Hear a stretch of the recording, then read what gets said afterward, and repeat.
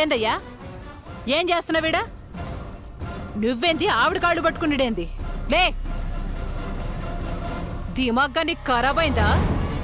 ఆడదాన్ని కాలు పట్టుకునికి సిగ్గులే? నా భార్య కాళ్ళు పట్టుకోవడానికి నాకు సిగ్గేంటి? అయినా మధ్యలో నీకెందుకు?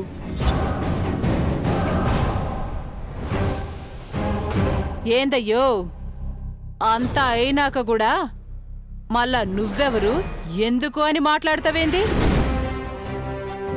వదిలేసినావిడ నీ పెండ్లమా? మరి నా వెనకలే వచ్చినావు కదా, నేనెవరే? ఇంకా ఆవిడ మీద మోజు పోలే? కనకం, ఎందుకు ఇష్టం వచ్చినట్టు మాట్లాడుతున్నావు? ఇంకేం మాట్లాడాలి? నీ మొగుడు పోయి పరాయి ఆడదాని కాళ్ళు పట్టుకుంటే నువ్వు గమ్మునుంటావా? ఏం మాట్లాడుతున్నావు కనకం? మా అత్తయ్య మావయ్యకి పరాయి ఆడదా? ఏదో గొడవ పెట్టుకోవడానికి కాకపోతే నువ్వు మాట్లాడిన దాంట్లో ఏమన్నా అర్థం ఉందా? ఇప్పటి వరకు నీ వల్ల పోగొట్టుకున్న మనశ్శాంతి చాలు. నీకు దండం పెడతాను, వెళ్ళిపో. చూడు పెద్ద మనిషి, నీకు ఆవిడ మీద ప్రేమ ఉంటే ఏడకన్నా పోయి గుళ్ళు కట్టుకో. అంతేకాని నా ఇంట్లో నా కళ్ళ ముందు కాళ్ళు కాదు కదా, ఆవిడ గాలిందాకినా ఊరుకునేదిలే.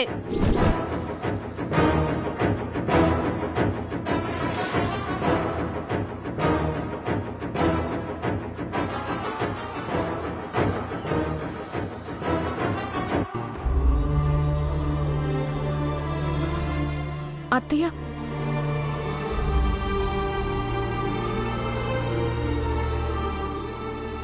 మావయ్య, ఒక్క విషయం చెప్తాను, గుర్తుపెట్టుకోండి. ఇప్పుడు మన సమస్యని ఎలా పరిష్కరించుకోవాలో ఆలోచించుకోవాలి, కానీ ఇలా భయపడుతూ బాధపడుతూ ఏడుస్తూ కూర్చుంటే ఇదిగో ఇలాగే మళ్ళీ అవకాశం ఇచ్చిన వాళ్ళం అవుతాం. బాగా ఆలోచించండి మావయ్య, అసలేం జరిగింది, ఎలా జరిగింది, ఎక్కడ తేడా జరిగింది?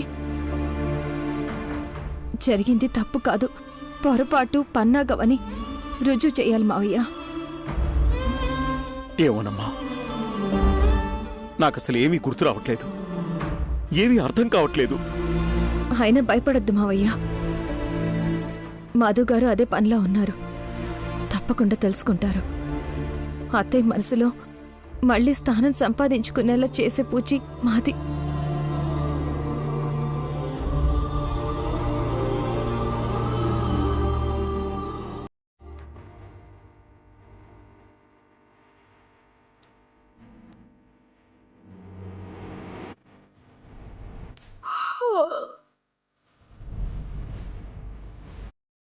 ఈ బతుకు, ఈ దరిద్ర మొహం దాని వల్ల సొంత ఇంట్లోనే పరే వాళ్ళ ఇంట్లో ఉన్నట్టు ఉండాల్సి వస్తుంది.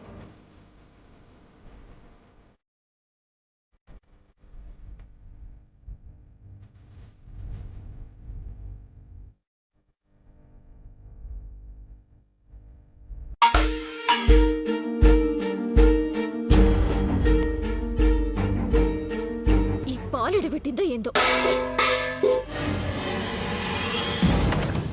అయ్యో, ఏయ్, కళ్ళు నెత్తికెక్కినాయే ఏందే? బంగారం లాంటి గిన్నె నేలకేసుకొట్టావు. అసలు నీకు ఏడేం పని? ఏం పనా? ఇది ఇల్లా గొడ్ల సావిడా? పొద్దున్నే లేచి ఇంట్లో మనుషులకి టీ కాఫీ ఇవ్వాలన్నా బుద్ధి జ్ఞానం కూడా లేదా? ఏయ్, ఏందే ఎక్కువ మాట్లాడుతున్నావు? టీలు కాఫీలు సప్లై చేయనీకి గిదేమన్నా హోటల్ అనుకున్నావా? లేకపోతే నీ కింద పనోళ్ళు ఎవరైనా ఉన్నారనుకుంటున్నావా? మరి అట్లయితే ఈడకిందుకు రమ్మనవే? ఎవరే రమ్మంది? మీ మామ రమ్మను గాని సిగ్గు శరం లేకుండా నా కొంప మీద పడి తిన్నీకి మొత్తం కట్టకట్టుకొని వచ్చింది మీరు. ఏందక్క, ఏంది లొల్లి? లొల్లి కాదే, దీని కళ్ళు నెత్తుకెక్కి ఇష్టానికి వాగుతా ఉంది చూడు. పొద్దున్నే లేచి దీనికి కాఫీలు టిఫిన్లు అందియాలంట. ఇది తిన్నీకి ఉండనీకి దిక్కులేదు కాని దీనికి పని మనుషులు కావాలంట. మాకు దిక్కు లేదంటవేందే? ఏడికెళ్ళొచ్చి ఏం మాట్లాడుతున్నావు? దిక్కు మొక్కు లేక రోడ్డున పడి తిరిగేదానివి నువ్వు.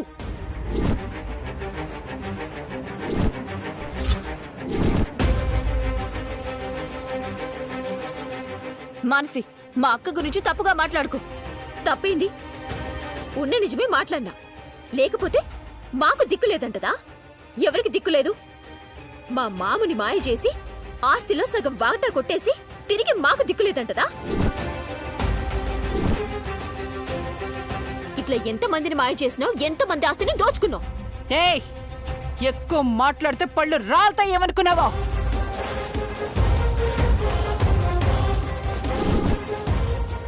నువ్వు కొడుతుంటే చేతులు ముడుచుకొని కూర్చోరెవరిడా? నన్నే కొడతానంటవే నువ్వు? ఎంత పొగరే నీకు?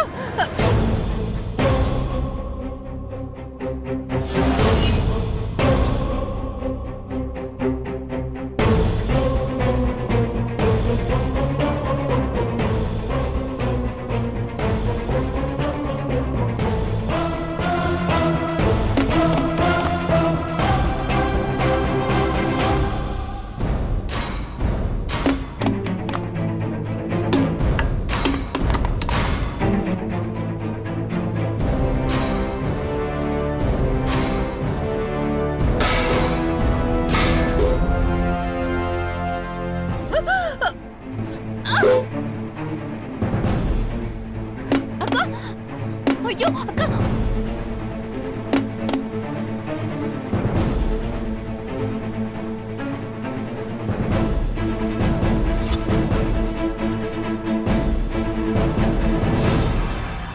అమ్మా! అమ్మా! చంపేస్తానేమనుకున్నావు? అక్క! మాన్సి, మాన్సి మాన్సి, మాన్సి ఏమైంది? ఏమైంది? అక్క ఏంటక్క? ఊరుకో. ఉండవే. ఏమైంది మాన్సి? మాన్సి ఏమైంది?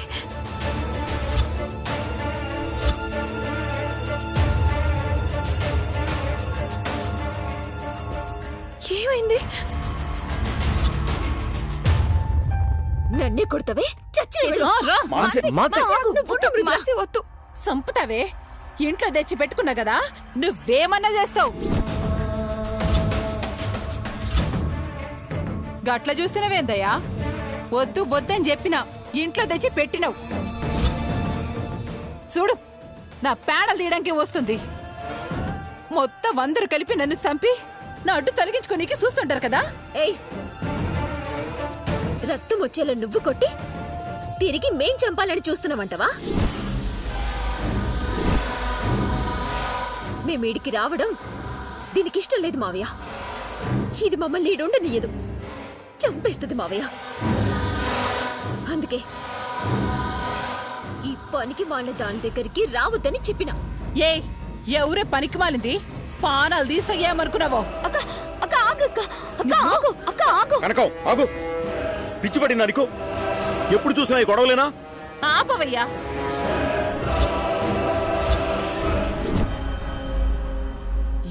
ఎవరితో గొడవ పడుతుండ్రు? కళ్ళు కనిపిట్లే? పొద్దున్నే వంటగదిలో దూరి సామాన్లన్నీ ఇసిరేసి లొల్లి చేసింది నీ కోడలు. ఏమని అడిగితే నేను పని మనిషినంట, దానికి సేవలు చేయాలని అడుగుతాంది.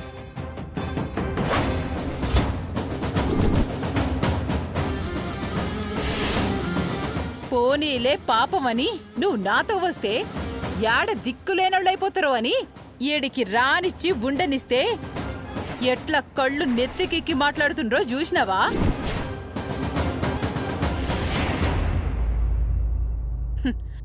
ఏమీ లేని బతుకులైనప్పుడు గట్లనే గమ్మున ఒక మూలను కూసుండాలి కదా. కనకం,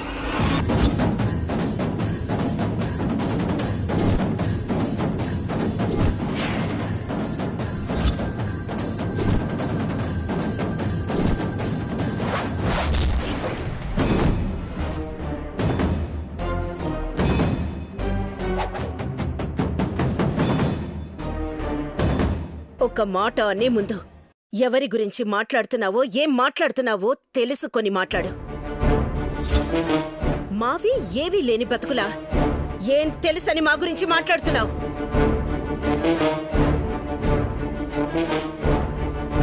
నువ్వుంటున్నది నువ్వు అనుభవిస్తున్నది నేను వద్దనుకుని వదిలేసిన ఆస్తి. నేను పట్టుబట్టుంటే పైసా కూడా పనికొచ్చుండేదానివి కాదు.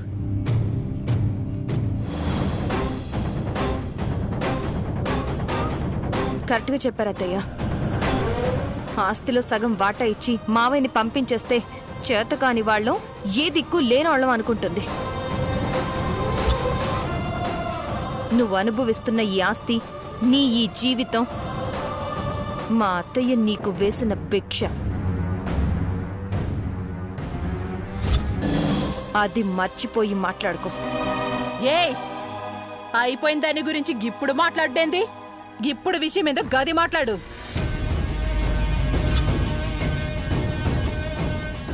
ఇచ్చిండ్రో లాక్కున్నాను. ఇప్పుడైతే ఇది నా ఆస్తి. మీరంతా తినేది నా కూడు. దీన్ని బట్టి డిసైడ్ చేసుకోవే ఎవరు ఎవరికి భిక్ష వేస్తున్నారో.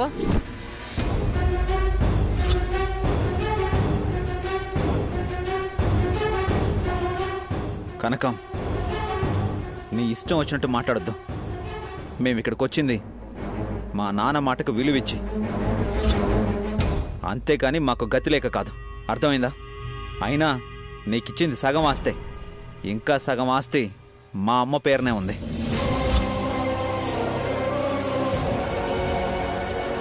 అది కూడా లేకపోయినా పర్వాలేదన్నయ్య. పెద్దమ్మ సంగతి తెలియక ఈ కనకం నడిమంత్రపు సిరితో కళ్ళు నెత్తికెక్కి మాట్లాడుతోంది. ఏయ్ కనకం, మా పెద్దమ్మ తెలివితేటలకి తను తలుచుకుంటే ఉన్న చోటనే పోగొట్టుకున్న ఆస్తికి ఉన్న ఆస్తికి 10 సంపాదించగలదు. నువ్వు తీసుకుపోయిందెంత? మా పెద్దమ్మ ముందు నథింగ్.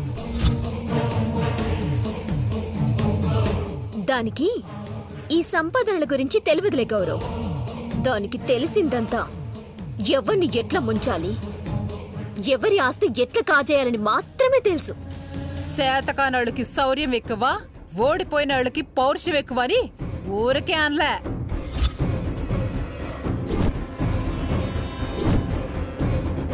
ఏదో అదృష్టం కలిసొచ్చి సంపాదించిన దానికి తెలివితేటలు తొక్క తోలు అని ఒక్కొక్కళ్ళు ఏం కథలు చెప్తుండ్రే. గంత తెలివితేటలున్నోళ్ళే అయితే గిట్ల నా కొంపలో ఉండరు. కనకం, నువ్వు దేని గురించైనా మాట్లాడు. మా అత్తయ్య గురించి, మా అత్తయ్య తెలివితేటల గురించి తక్కువ చేసి మాత్రం మాట్లాడకు. మాట్లాడతానే, గిట్లనే మాట్లాడతా. ఎందుకంటే నాకు నీ తెలివితేటలేందో నీ అత్త తెలివితేటలేందో తెలియదు కదా.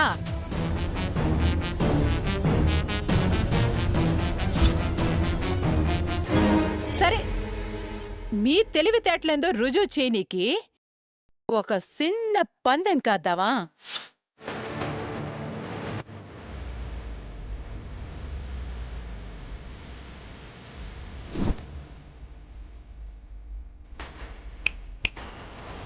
ఏందట్లా అందరూ గమ్మునుండిపోయారు? పందెమనగానే ఓడిపోతామని భయం వేసిందా? భయమా? అది నీతో పందానికి. దాంతో మనకింది మృదుల. పిచ్చెక్కి ఏదో బాగుద్ది. అది పిచ్చెక్కి వాగితే ఆ పిచ్చి తగ్గించాలి కదా మానసి. పైగా మా అత్తయ్య తెలివితేటలతో ఛాలెంజ్ కాస్తుందా?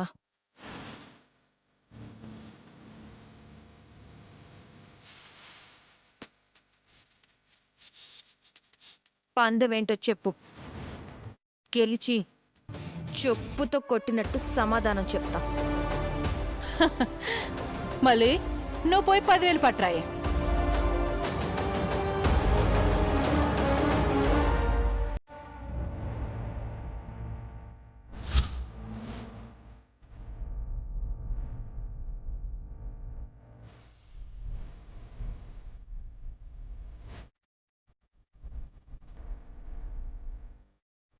మీ తెలివితేటలతో నిలబడ్డ సొట్నే నీలుబెత్తు సంపాదిస్తా అన్నారు కదా, గంతక్కర్లా.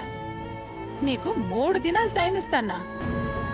గీ 10,000ని 10 లక్షలు చేసి చూపించండి చాలు.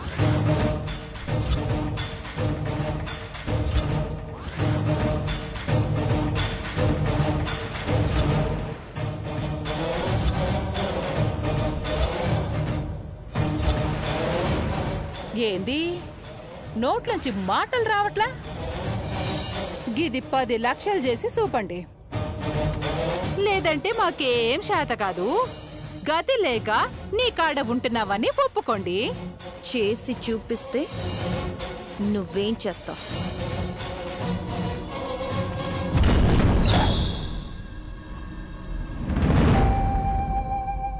10 లక్షలు చేసి చూపిస్తే ఏం చేస్తావు?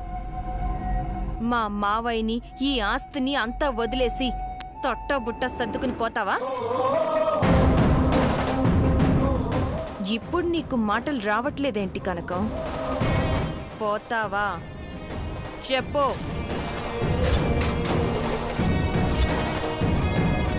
చూస్తావే చెప్పు.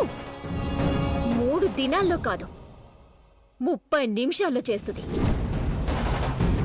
మా మృదులతో పెట్టుకుంటే కొరువితో తల గోక్కున్నట్టే.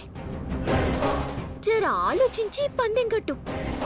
నన్ను పంపించనీకి మస్తు ప్లాన్ లేచిండ్రు. సరే గాని ఎవరుంటారో ఎవరు పోతారో గది చూద్దాం. ఇంట్లో నుంచి వెళ్ళిపోవడానికి ఇప్పటినుంచే సర్దుకుని రెడీగా ఉండు.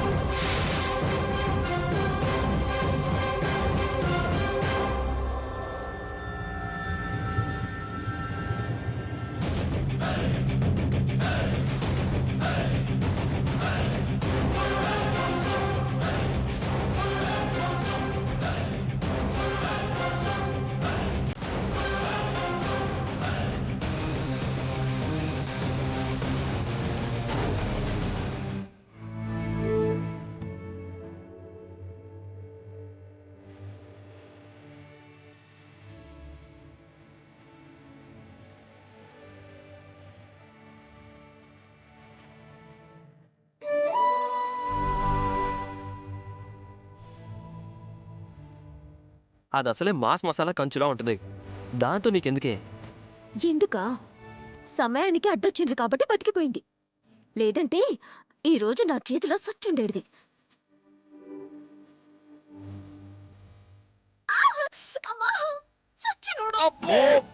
బాబా ఏంట్రా మీ గొడవ?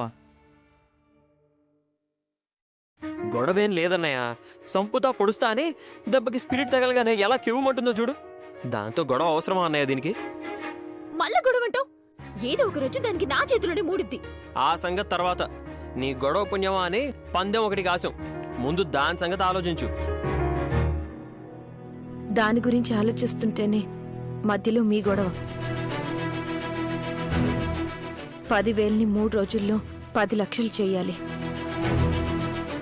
చేసి చూపిస్తే కనకం కట్టుబట్టలతో ఇంటి నుంచి వెళ్ళిపోతుంది.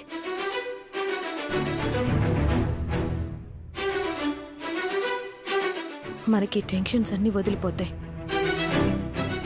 ఏం చేయాలో దాని గురించి ఆలోచించండి. దాని గురించి ఆలోచించేదేంది? అయినా జుట్టు పట్టుకొని ఈడ్చుకుపోయి బయట పారేయకుండా దానికాడ మన తెలివితేటలు ప్రూవ్ చేసుకుండేందే. గొడవ పడాలనుకుంటే ఎప్పుడో గొడవ పడి ఉండేవాళ్ళం మానసి. ఇన్ని డిస్కషన్స్ ఉండేవి కావు. అయినా మనం పందెం గెలిస్తే దానంతట అదే పోతానంది కదా. ముందు దాని గురించి ఆలోచిద్దాం.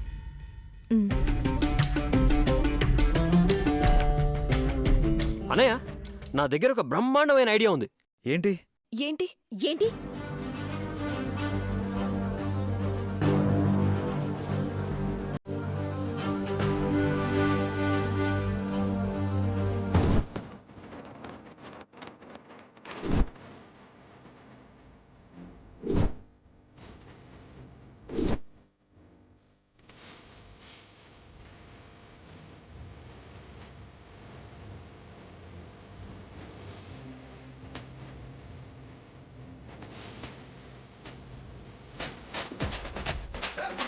Ice ice kulfi kulfi